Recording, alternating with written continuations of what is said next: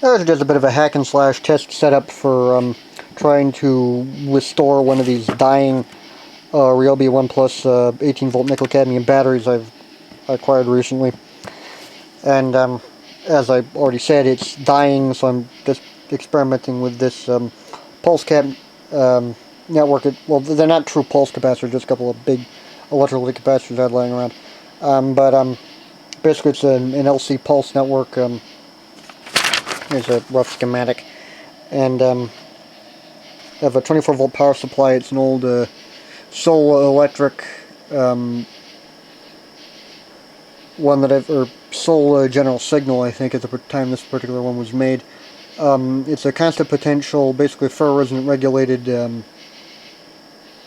24 volt DC power supply. That is charging this the aforementioned cap network through that 24 volt 25 watt GLS lamp that I've just got as a well, not technically GLS because it's mains potential, but that's just acting as a current limiter for charging the caps.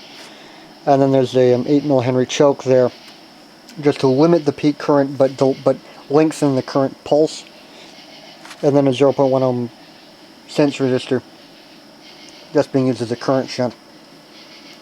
And for the record, I'm probing here, which is the yellow trace, that's just monitoring the potential of the power supply. Blue trace here, monitoring the potential across the cap bank. And there, which is the purple trace, all the ground's being connected at this node here, and then this is the device under test, specifically that thing. And getting a peak charge current of about 7.87 amperes, and it tails off fairly rapidly. Actually, let's see, I have time. Let's see, what does it tail off to? Slowly scroll. Yeah, it tails off to about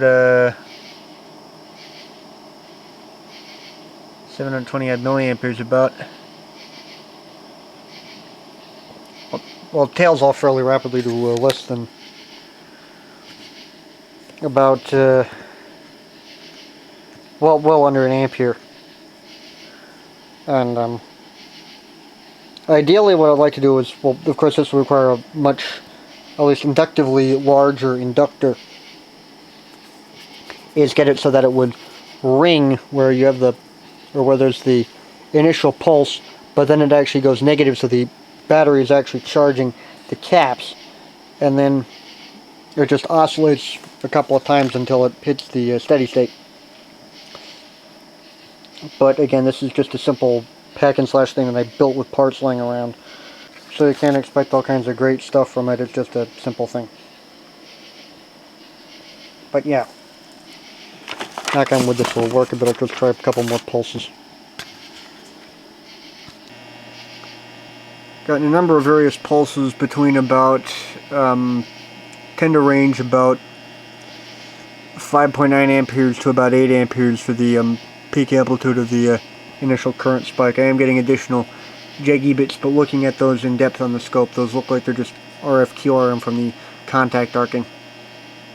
So yeah, I'm about pretty much done with this particular part of the video. We'll try a number of further pulses like this.